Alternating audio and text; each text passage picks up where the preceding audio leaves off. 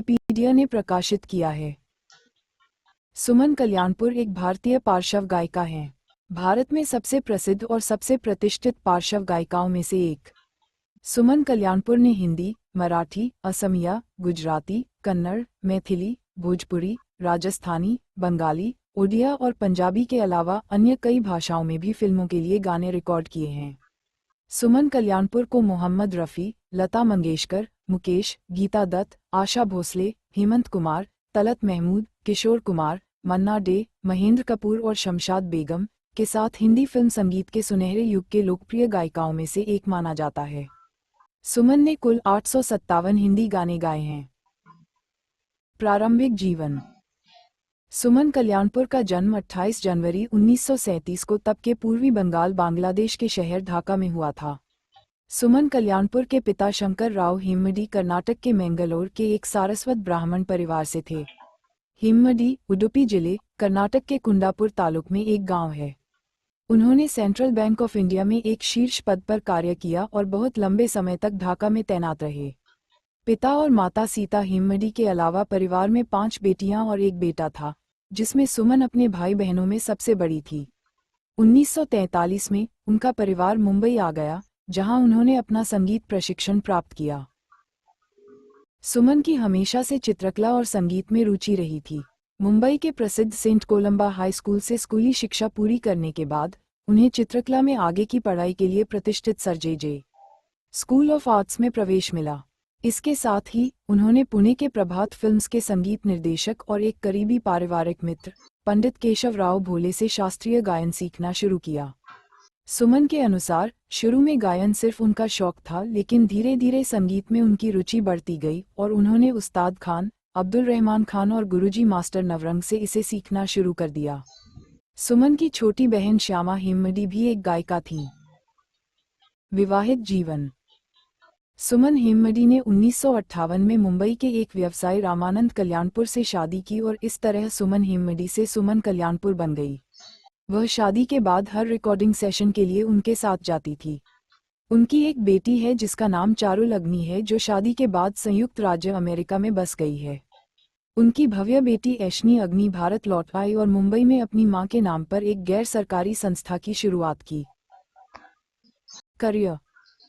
सुमन के अनुसार फिल्म मंगू के तुरंत बाद सुमन ने फिल्म दरवाजा के लिए संगीतकार नौशाद के संगीत निर्देशन में 5 गाने गाए, जो कि इस्मत चुगताई द्वारा निर्मित और शाहिद लतीफ़ द्वारा निर्देशित थे। चूंकि दरवाजा पहली रिलीज हुई थी, इसलिए आमतौर पर इसे सुमन कल्याणपुर की पहली हिंदी फिल्म माना जाता है। उसी वर्ष में सुमन ने फिल्म आर पार के लिए मोहम्मद रफ़ी और गीता दत्त के साथ ओपी नैयर के हिट कलाकारों की टुकड़ी के गीत मोहब्बत कर लो, जी भर लो, अजी किसने रोका है को गाया।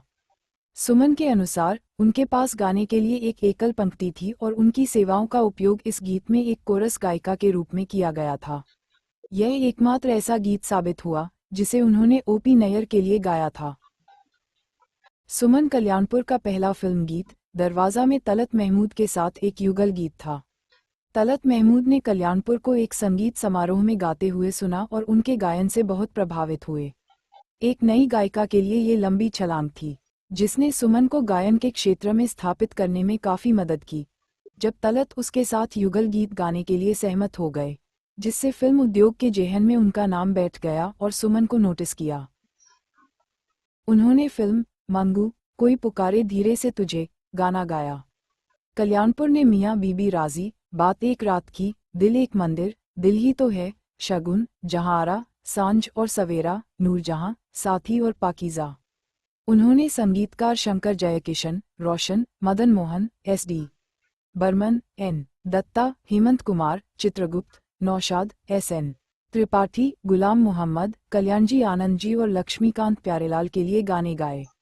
उन्होंने 740 से अधिक फिल्मी और गैर फिल्मी गाने गाए हैं। उन्होंने 1960 के दशक में रफ़ी के साथ 140 से अधिक युगल गीत गाए।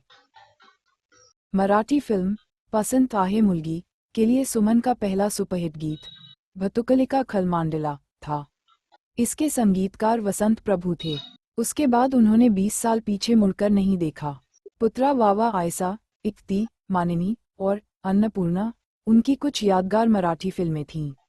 लेकिन मराठी फिल्मों के बाहर भी उनकी हिट विरासत है और मराठी फिल्मों के 50 से अधिक कालातीत रत्न, भावगीत और भक्तिगीत शामिल हैं।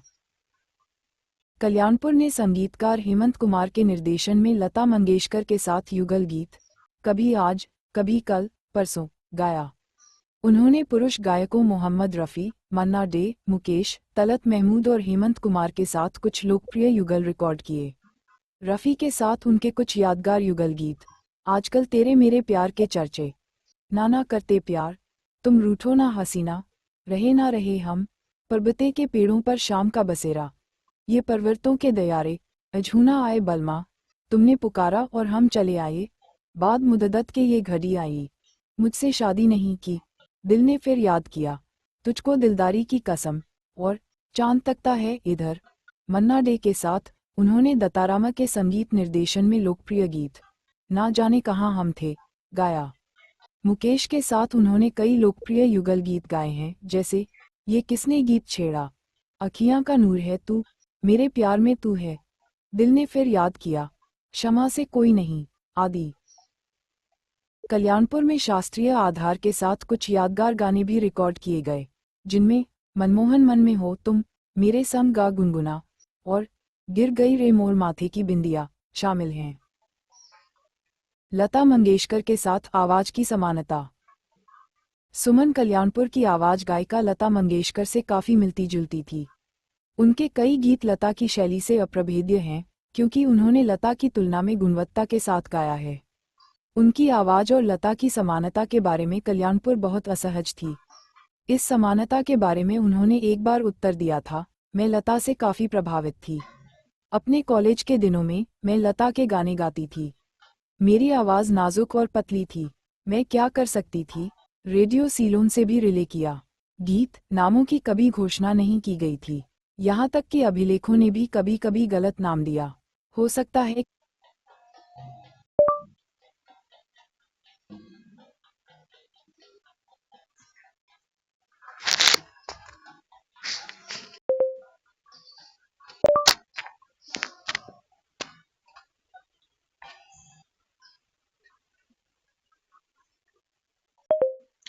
Could you say that again? I